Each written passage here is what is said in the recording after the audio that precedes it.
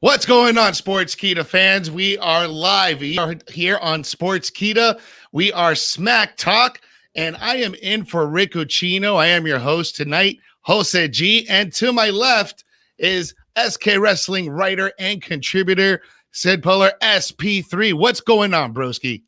What's going on? It's Friday, and you know what that means. It's after SmackDown. We are here with Smack Talk, filling in the large shoes of Rich Ucchino. It's a difficult job, but I think Jose can fill in one shoe, and then I'll fill in another with my entire body because I'm very small. Absolutely. We're going to do our best to fill in the shoes of Rick. He is not in tonight, so we are here to get the job done, man. So there's lots to talk about because SmackDown, we saw a little bit of extensions of some storylines, especially with Elimination Chamber going down next Sunday. So overall, what did you think of the entire show? It was another very, very solid episode of SmackDown. It's the most consistent WWE show weekly, and a lot of that is down to the main event scene, which definitely got a lot more interesting with the Elimination Chamber coming up.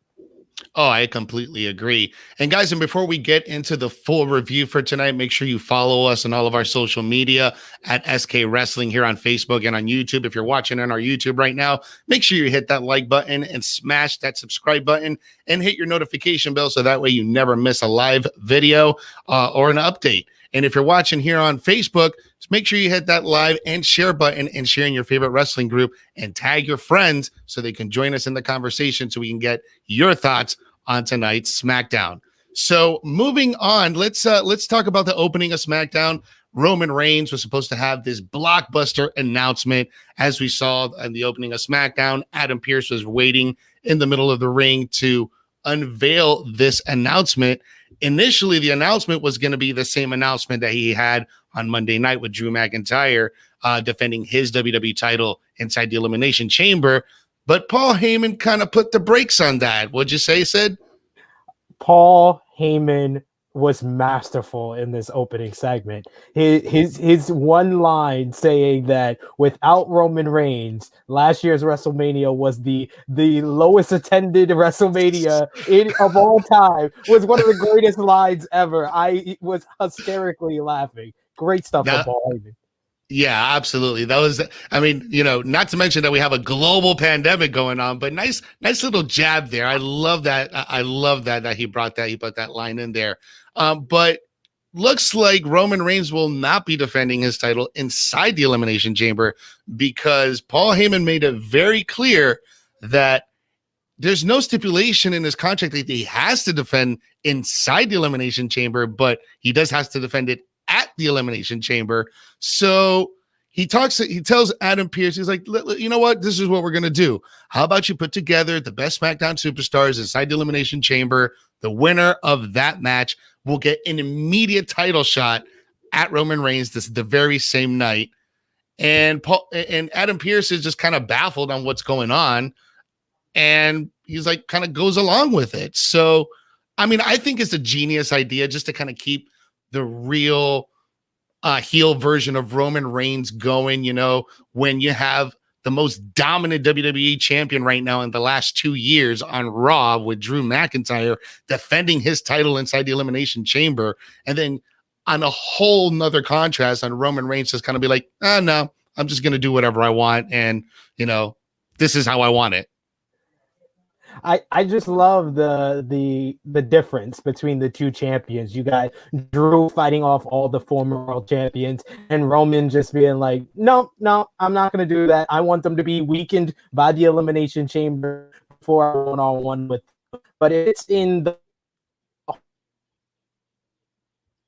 Roman Reigns, those two kind of going at it and going back and forth. And Adam Pearce was able to outsmart Roman Reigns here as another example. He seems to be the only babyface that is able to outsmart Roman Reigns, it seems. But he added Jey Uso and Kevin Owens into this matchup. But I have an issue with the KO come on. Getting qualifying match. I'm sorry. Three times, he lost 3 straight title matches. How does he get in the Elimination Chamber without a qualifying match? Yeah, lost, with a caveat on it, but you know what? I'm a huge fan of Kevin Owens. I'm very biased towards Kevin Owens. It's just because I've followed this guy for a very long time. And this rivalry, and Michael Cole said it perfectly, bro. His arch nemesis, Kevin Owens, has become Roman Reigns' arch nemesis. And I don't know if you've tuned in on some of our other shows, but I've made the comparison, and I may get a little bit of heat for this, but I've made the comparison of this rivalry being the modern day Stone Cold and Rock. It really is, just because of the way how it's planned out, the way how Owens is being, pushed down and kept down and buried down as the babyface to come back and then have these really strong moments, especially in the ending like tonight. It's very, I'm not saying that it's exactly Stone Cold Rock, but it's very, very close. The best example that I could give from this feud to a great feud of the past would be Raven versus Tommy Dreamer.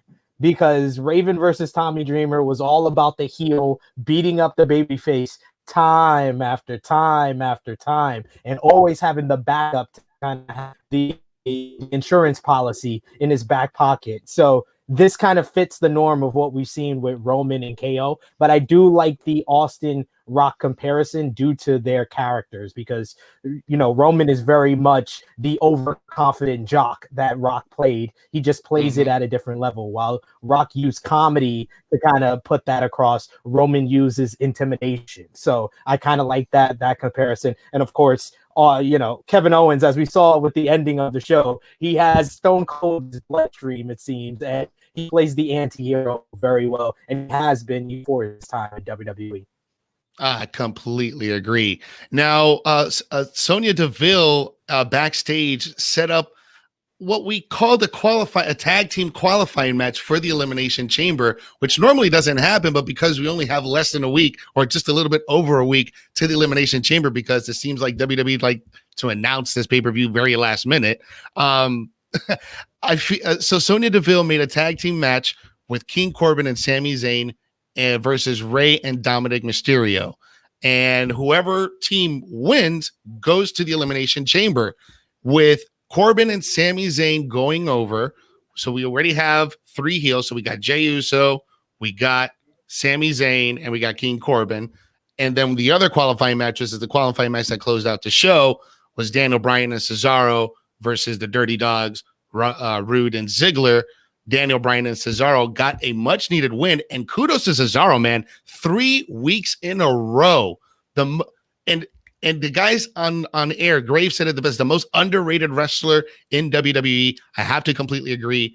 Man, Cesaro with another dominating win, this time with a sharpshooter on Ziggler. What are your thoughts on that, man? I mean, it's very much is fitting in with the reports that we saw, that the gauntlet push that Shinsuke Nakamura got was really for Cesaro. And I kind of think that this week, more than any other week since that whole gauntlet, kind of showed that, yeah, the plans was for Cesaro. It wasn't for Nakamura, because we saw how Nakamura was used on this show. Wasn't even involved in any qualifying match, while Cesaro was in the main event. And the main event was really a showcase for him. Like it says, one way to get 4 qualifiers in 2 matches. Great stuff. But yeah, I like this showcase of Cesaro. Cesaro has been long underrated by the WWE. So putting him in this position is definitely a good thing. It reminds me of the position he was in 2014, just before WrestleMania. Oh, yes, now we're seeing it again 7 years later. It feels great because he feels like he's gaining momentum. So hopefully he's used in a big way at the Elimination Chamber and then going into WrestleMania. Yeah, that'll be great if he can get a win at the Elimination Chamber, just to kind of keep that momentum going. That's going to be great. Or even if he makes it to the final 2, like if it's between him and Daniel Bryan again at the final 2, I think I'm okay with that. But if you really want to get that push on Cesaro, have him win that chamber. Yeah. I definitely agree with you, especially with you. We know whoever wins the chamber is going to lose to Roman. And I think that what Roman has shown is that a loss to him you don't lose anything, because Kevin Owens has looked stronger coming out of each loss that he's gotten to Roman Reigns, and I think he could do the same with Cesaro. Completely agree. Moving along, we did have a backstage segment that featured Reginald apologizing to Sasha for what he did last week with the constant interruptions. Last week during their in-ring promo, Reginald kept interrupting, telling Bianca Belair that, listen, even if you beat Carmella, there's no way you can beat Sasha. And so this week, Reginald comes, with a nice little champagne, a bubbly to Sasha Banks to show that, he means no disrespect, and he apologized. So, but as he was leaving, he kind of looked back. So I don't know. What are your thoughts on Reginald's intentions right now? Do you think he's going to turn on Carmella and join Sasha Banks and become Sasha Banks's sommelier, or is this just some plot by Carmella? I mean, I don't know which way I would stand on that fence. I'm kind of in the middle where I could see the positives of both of those. I just like the Reginald character. I just like the way he comes off. He comes off detestable and sneaky. So he's playing his role fine. On the other hand, although I think she's the best women's wrestler on the main roster, although I think she screams star power, Sasha Banks has not been translating as a babyface to me. It just doesn't translate. She's still doing heelish stuff. Yeah. And thank God we didn't get the laugh, because the laugh, it pains my soul. She does that over the top laugh, because I'm like, that's a heel laugh. That's Seth Rollins in 2015. What are you doing? It's good, and you're right about that. The best women's wrestler in the world, Sasha, absolutely 100% on that.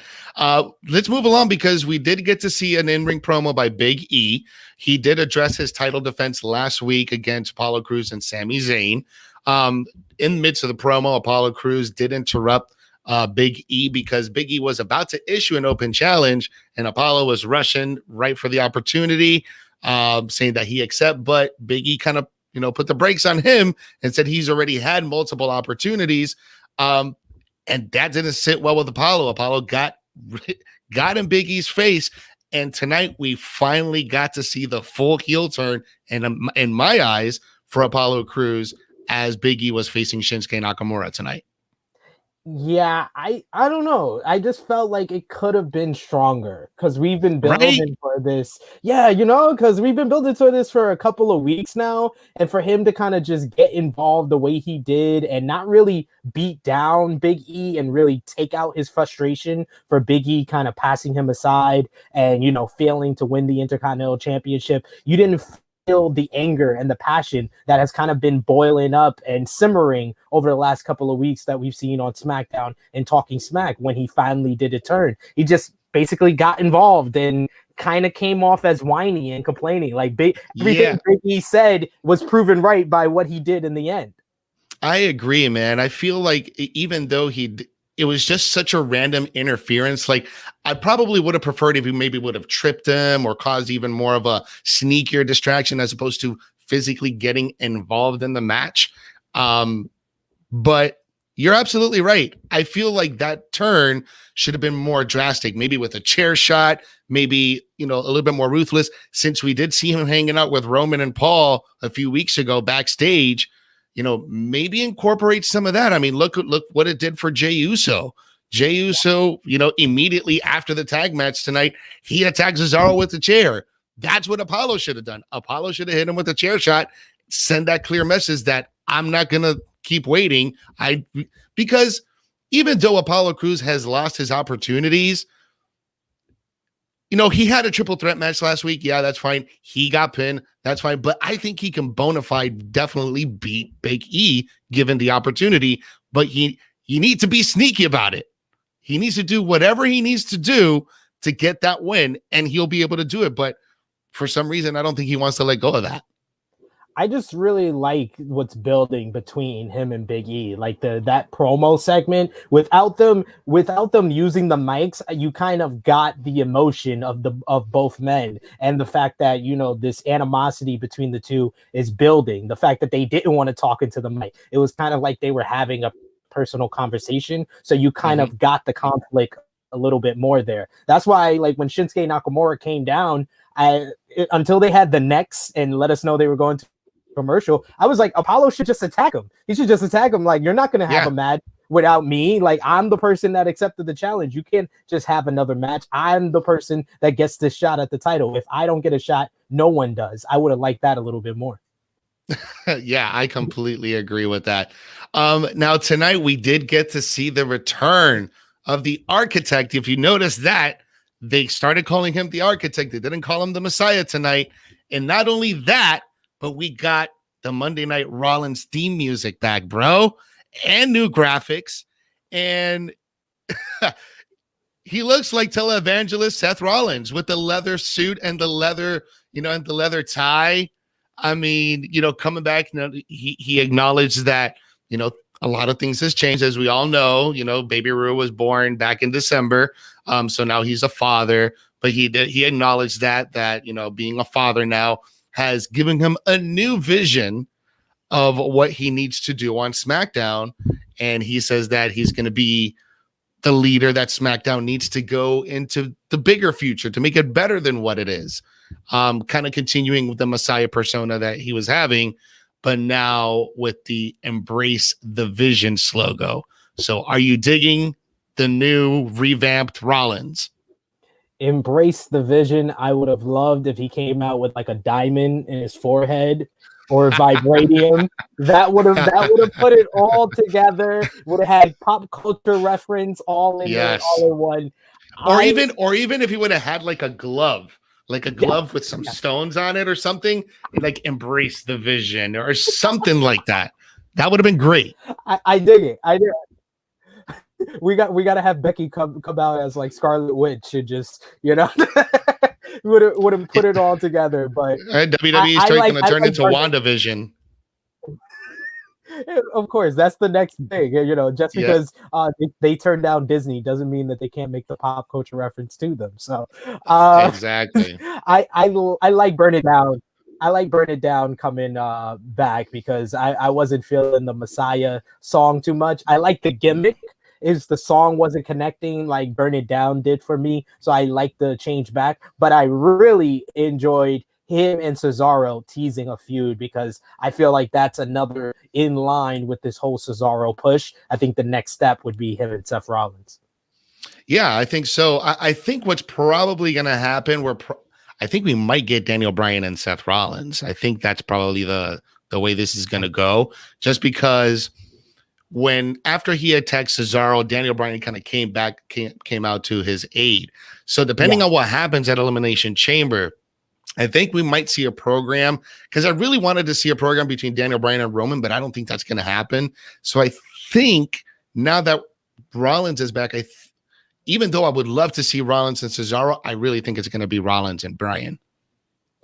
They gotta have something for Daniel Bryan at WrestleMania. I was another like you. I thought Bryan was gonna win the Royal Rumble and go on to verse Roman Reigns at WrestleMania. But it seems like the biggest match WWE can make right now is Edge and Roman. So everybody else kind of has to find a role. So I think but I don't feel like Rollins beating Daniel Bryan at WrestleMania does anything really for Seth Rollins. I'd rather him versus a heel that kind of needs the win more, because as we've seen with Daniel Bryan, since he's become a part of the creative team, he jobs to everybody. It does. If you are on the rise, but he doesn't mind.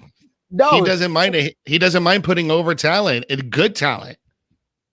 Yeah, he wants the rest of the roster to kind of be on the level of him, which I enjoy for a star of his star power. That's great to see.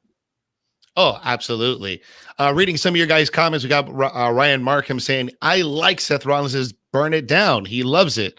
And then Rico, he says, WWE realized that Seth and Bailey are on the same show and now they can't have the same music.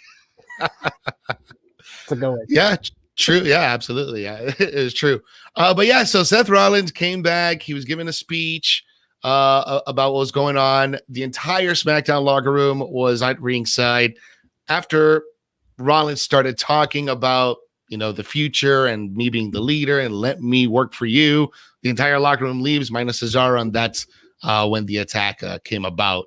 But moving along to a women's division match, we did have Bayley versus Liv Morgan.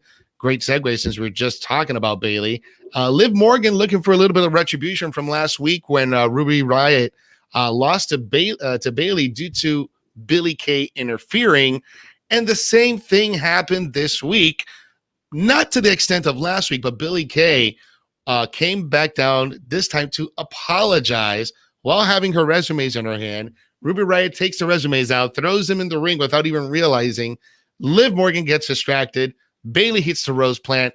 2 weeks in a row, Bayley gets a win over the Riott Squad, continuing this storyline with Billie Kay. At this point, Billie Kay should just be managers for Bayley. She's helping her out a lot. But absolutely. I really enjoyed the gift bows on the resumes this week. that was her gift to get back on the Riott Squad side. Let me tell you, Billie Kay is a national treasure. If you don't love her, you should, because she is a national treasure. I don't know why she's not featured more prominently. She really needs to be, but she just has such good comedic timing. Oh my God. She's just a joy to watch every Friday night. I've said it on a couple of different podcasts, but she's like the female Santino Marella. Like her comedic timing is That's just good. There. And that thread in the Royal Rumble, I feel like was like a star-making moment for her, because that was probably more people had her than ever before. So I think that she's doing great work, and they need to keep it going and keep the storyline going with her. Completely agree. Now, we did have a tag team match. The Street Profits coming back into the ring in several weeks. We had Montez Ford, who had I think it was a knee injury a few weeks back. So looks like he's all cleared up, and had a match this week against Chad Gable and Otis. And man, let me tell you, dude, for as short as this match was, it was very technical, especially with Chad Gable and those deep arm drags and the wrestling, the grappling back and forth between not Montez. I forget the other guy's name. Angelo Dawkins. Angelo Dawkins, yeah. Angelo Dawkins and Chad Gable scrambling in the middle of the ring, going back and forth, hitting each other with deep arm drags. I mean, it was just a delight to see, at least in my eyes. It was a good match. It was entertaining, and the Profits got a very good win. They really should have another rematch for those tag team titles down the line, because they lost them and never got a rematch. But still, just to come back after several weeks of being out from a knee injury, man, they had a really good showing. Never disappoint. Yeah, I agree with you that the highlight was really Angelo Dawkins and Chad Gable. And it seems like anytime Angelo's in there with someone that he was in like developmental with, he always brings it out. Like you saw that when he was in the ring with Xavier Woods back at Survivor Series. You saw that here with Chad Gable. They used to be tag team partners. They were like a part of this group before American Alpha was made. Angelo Dawkins was teaming with Chad Gable. So you kind of saw their chemistry in the ring right there. But this SmackDown, for all the good that we are saying about it, and there was a lot of good, and this was a good episode, it left me with a lot of questions. Like how Kevin Owens is in the Elimination Chamber without a qualifying match, how Shinsuke Nakamura beat like 90% of the gauntlet and doesn't even get a qualifying match, and how did Dolph Ziggler and Bobby Roode get 101 title shots at the Street Profits, but the Street Profits can't get a rematch at Bobby Roode and Dolph Ziggler? There's a lot of plot holes in all these stories. It's like, but why this and not that? I forgot the biggest one, though. Why is Rey Mysterio around the ring for Seth Rollins speaking when he took away his eye? And why is his eye still there? You got to continue the whole kayfabe thing. I guess they realize that the crowd, they're smart now, and they know that this is a story. But still, I want to still believe in this, man. Like right now, the biggest character in the entire WWE that I'm really believing is Xia Li in NXT, bro. That's the person that I am believing right now. I am not one for over the top things sometimes in wrestling. I like to be grounded. I like stuff that feels real. But that Xia Li is the best. It's one of the best things on NXT, because the best thing on NXT right now is GameStop investor, the new $1 million man, Cameron Grimes. But Xia Li is a close second. Yeah, absolutely, man. Yes, it was great. And all right, so there was an in-ring promo with Sasha Banks. We were touching a little bit on Sasha Banks a little bit earlier, but Sasha Banks decided to call out Bianca because, she wants Bianca to make that decision. Bianca comes out to address what's going on. She even tells the boss that you ain't the boss of me, because you ain't going to tell me what I can and can't do with this championship opportunity. But then we hear the music of Nia Jax, and Shayna Baszler comes out, the WWE Women's Tag Team Champions. They have to defend their titles across every single brand, but we haven't seen the Women's Tag Team Champions on SmackDown in several months. And, well, not several months. I shouldn't say that, because we did see Charlotte and Asuka there, but still, we haven't seen them in several weeks. And Nia and Shayna Baszler, they get in Bianca and Sasha Banks' face, trying to say that, that we're actually the most dominant females in WWE. We just regained our titles the same night at the Royal Rumble, and just kind of making their points on where they, the most dominant. And Bianca wasn't having it. Banks wasn't having it. But then Jax attacked Belair and Banks. But it didn't work out for the tag team champs, because as we know what happened on Monday when Lana and Naomi beat both Jax and Baszler in their individual matches, it was during the Lana and Nia Jax match when she fell down on her ass and hurt her hole. And she hurt her hole again tonight. How did WWE, another question, how did WWE go from censoring the My Hole out of the YouTube footage, and now they're just running it like it's a part of Nia Jax's gimmick? Like, I was on live TV, on broadcast TV, might you add? On broadcast TV, My Hole was repeated again. But I mean, I laughed at this segment, and I like this segment because I was worried with both them running this whole Royal Rumble winner is deciding who they're gonna verse with both Royal Rumble winners. I think that's gonna stagnate the whole story that they're trying to build up with both winners. But I like this because this is a little bit different from the whole Edge story. Edge is not really involved in any feuds, but at least you're getting Bianca involved in a feud, and she's working with someone like Nia, Nia Jax, who she could show off her power by picking up Nia Jax, and it will make her look impressive. And then Shayna Baszler is great in the ring, so I think this is going to give us that's going to be our WWE Women's Tag Team title match at Elimination Chamber, and that would be something to kind of spin the wheels of Bianca and Sasha until Bianca can officially make her decision. I mean, I would not be mad at that at all. That's almost kind of like the hint and the little tease that they gave us is Bianca and Banks versus Baszler and Jax for the titles. And possibly, why not put it on Banks and Belair, kind of like on that road, and then kind of have them turn on each other while they're champions, kind of like what happened with Bayley and Banks, late last year. But I'm okay with that, because then that would mean Sasha Banks would be a 3-time WWE Women's Tag Team Champion, and I'm okay with that. That just solidifies, that she is the greatest women's wrestler of all time.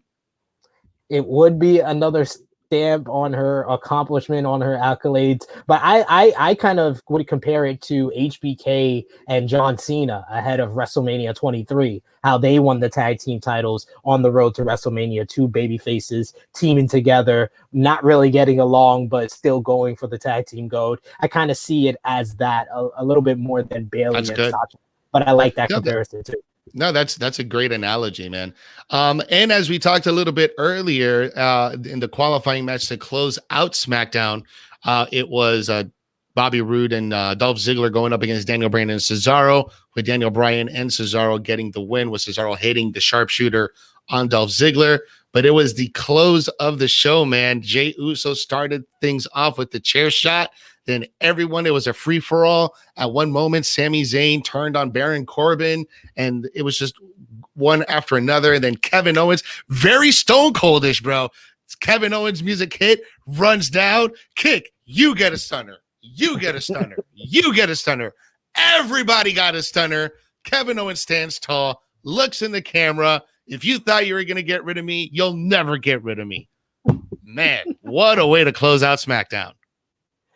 For all I said about Kevin Owens not deserving this opportunity, he made me look forward to him in the Elimination Chamber, because he's going to go out of his way to go all out, to do something crazy and to have a memorable match. But this felt like the best that we've seen of Kevin Owens. Like, we had blurps of it against Roman Reigns, like when he put him through the announce table. But this is the best Kevin Owens has looked since this whole feud with Roman Reigns has kind of started. Absolutely. And this is actually because I love prize fighter heel Kevin Owens. Like, that's my favorite Kevin Owens. But right now, this version of Kevin Owens, the stun the world Kevin Owens, ultimate underdog / anti-hero Owens, I absolutely love it. And we haven't seen it in a while. Someone like that can actually handle that character, because they've thrown characters like that to us before, but there's not a lot of people that can actually pull it off.